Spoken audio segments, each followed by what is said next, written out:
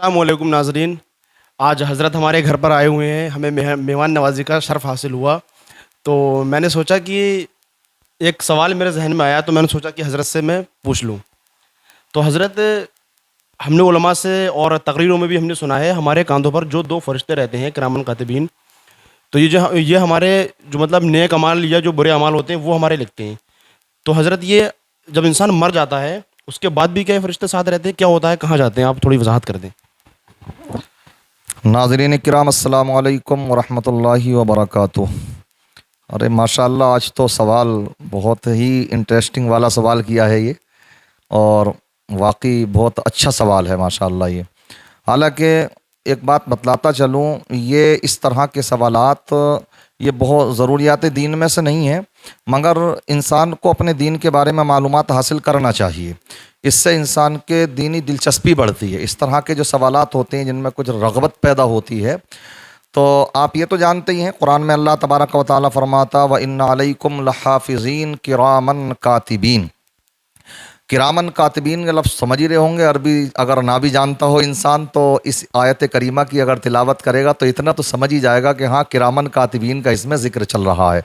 تو اسی کا ذکر ہے کہ یہ ہماری حفاظت کرنے والے, یہ فرشتے رہنمائی بھی کرتے ہیں, ہماری برائیوں سے روکتے بھی ہیں. یہ 4 فرشتے ہوتے ہیں. یہ ڈیوٹیاں مقرر ہوتی ہیں ان کی, جیسے صبح سے لے کے شام تک 2 فرشتے رہتے ہیں. پھر نامہ اعمال کا دفتر بھی چینج ہو جاتا ہے. رات کے نامہ اعمال کا دفتر الگ ہوتا ہے اور دن کا الگ ہوتا. اس لیے 2 فرشتے دن میں رہتے ہیں اور 2 فرشتے رات کو رہتے ہیں. ہم یہی سمجھتے ہیں زیادہ تر کہ 2 فرشتے ہوتے ہیں. ٹھیک ہے, وہ 2 فرشتے ہوتے ہیں, مگر دن میں 2 الگ رہتے ہیں اور رات والے الگ رہتے ہیں. آپ جانتے ہی ہیں ڈیوٹی انسان کرتا تو انسان کی ڈیوٹی, اللہ تعالیٰ کا نظام دیکھیے کتنا پیارا نظام ہے, اسے دیکھ کر کے ہی تو دنیا کے نظام بنتے ہیں. اگر ہم ان تمام چیزوں پر غور و فکر کریں تو سب کچھ سمجھ میں آتا. بہرحال انسان کی داہنی جانب جو فرشتہ ہوتا ہے وہ اچھائیاں لکھتا ہے, اور ساتھ ساتھ میں جو بائیں جانب ہوتا ہے وہ برائیاں لکھتا. لیکن اس داہنے جانب جو فرشتہ ہوتا ہے اس کا ایک کام اور ہوتا.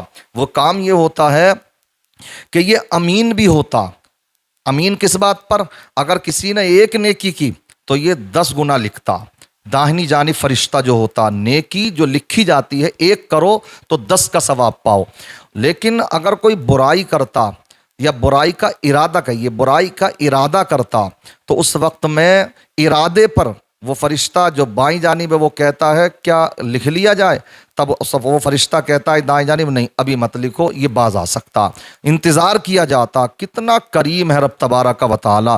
اللہ تبارک و تعالیٰ نے فرشتوں کو مقرر فرمایا, نیکی تو فوراً لکھی جا رہی ہے اور 10 گنا ثواب دیا جا رہا. لیکن اگر کوئی گناہ کا ارادہ کرتا, نہیں, ارادہ گناہ پر گناہ نہیں لکھا جاتا. لیکن ایک بات یاد رکھنے کی ہے کہ ارادہ نیکی پر نیکی لکھی جاتی ہے. نیکی کا ارادہ کریں گے تو ثواب ملیں گے. قانون تو اب یہی کہتا ہے کہ جب ارادہ نیکی پر ثواب مل رہا ہے تو ارادہ گناہ پر بھی گناہ ملنا چاہیے. مگر کتنا کریم ہے رب تبارک و تعالیٰ, اس پر گناہ نہیں لکھا جاتا. یہ فرشتہ روک دیتا کہ نہ ابھی روکے رہو. بہرحال جب کر لیتا ہے تو پھر 1 ہی لکھی جاتی ہے, اور نیکی جب کرتا تو کتنی لکھی جاتی ہیں؟ 10. بہرحال یہ تو آپ سمجھ چکے اور جانتے ہی تھے ان باتوں کو. اب سوال جو ہمارے معیور بھائی نے کیا ہے, وہ سوال یہ کیا کہ اگر انسان کا بھی انتقال ہو جائے تو اب یہ فرشتے کہاں جاتے ہیں. تو میں آپ کو بتلاتا چلوں, جیسے ہی انسان کا انتقال ہو جاتا تو یہ اللہ کے حضور حاضر ہوتے ہیں فرشتے, اور عرض کرتے ہیں مالک و مولا, ہماری جو ڈیوٹی تھی اب تو وہ انسان دنیا سے جا چکا, اب ہم چاہتے ہیں کہ آسمانوں پر ہمیں بلا لیا جائے تاکہ ہم تیرے آسمانوں پر رہ کر کے تیری عبادت کریں. اللہ فرماتا میرے آسمان فرشتوں سے بھرے ہوئے ہیں, یہاں پر عبادت اور عبادت کرنے والے, تسبیح و تحلیل کرنے والے بہت ہیں. اس لیے اللہ تبارک و تعالیٰ کسی کی عبادت کا محتاج نہیں, کوئی اچھائیاں کرتا اس کا محتاج نہیں. اللہ الصمد, اللہ بے نیاز ہے, اللہ بے نیاز ہے. ہم اچھائی کرتے ہیں اپنے بھلے کے لیے, اور اگر برائی کرتے تو اپنے پیر میں کلہاڑی مارتے ہیں. اللہ کا کوئی کچھ نہیں بگاڑتا. اس لیے اللہ فرماتا میرے آسمانوں پر اتنے فرشتے ہیں کہ عبادت سے وہ فرشتے, آسمان جو ہے بھرے ہوئے ہیں فرشتوں سے. وہ کہتے ہیں مالک و مولا زمین میں ہی اجازت دے دی جائے تاکہ زمین میں ہم رہیں. تو اللہ فرماتا نہیں, میرے زمین میں بھی بہت سے فرشتے ہیں جو میں نے اسی لیے پیدا فرمائے ہیں, جو میری عبادت میں لگے رہتے ہیں. پھر وہ کرتے ہیں مالک و مولا اللہ پھر ہم کیا کریں, ہمارا اب کیا کام رہے گا. تو اب یہاں پر سمجھنے کی ضرورت ہے, ایک اچھا پیغام ہے, اس کو دل میں اتار لیجئے. اگر انسان دنیا میں اچھے کام کرتا ہے تو اللہ فرماتا اب تم اس کی قبر پر چلے جاؤ. جو کہ نیکیاں کرنے والا انسان تھا, جب وہ دنیا میں نیکیاں کرتا رہا تو تم اس کے سرہانے کھڑے ہو کر تسبیح و تہلیل کرتے رہو اور قیامت تک اس کے لیے اس کی روح کو اس کا ثواب پہنچاتے رہو. کتنی پیاری بات ہے.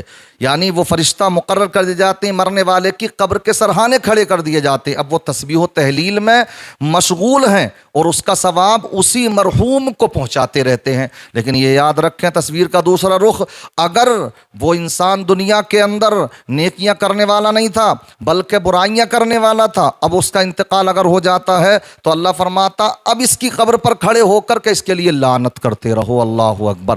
ہمیں اس چیز سے عبرت حاصل کرنا چاہیے.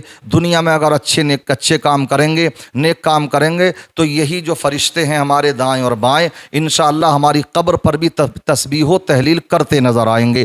مجھے امید ہے انٹرسٹنگ بھی ہے اور ایک پیغام بھی ہے. سوال تو کیا تھا مگر میں سمجھتا ہوں بڑا ضروری بھی ہو گیا ابھی. اس کے ذریعے سے مجھے لگتا ہے, مجھے امید ہے انشاءاللہ آپ بہت کچھ عبرت حاصل کریں گے اور اپنی زندگی میں تبدیلی لانے کی کوشش کریں گے. مسجدوں کو آباد کیجئے. ہماری تمام مصائب و آلام کا خاتمہ اسی میں ہے کہ ہم اللہ کے ہو جائیں, اللہ تبارک و تعالیٰ کے دربار میں جائیں, اللہ کی مسجدوں کو آباد کریں. اللہ مجھے آپ کو تمام ان باتوں کو سن کر عمل کرنے کی توفیق رفیق عطا فرمائے. السلام علیکم ورحمۃ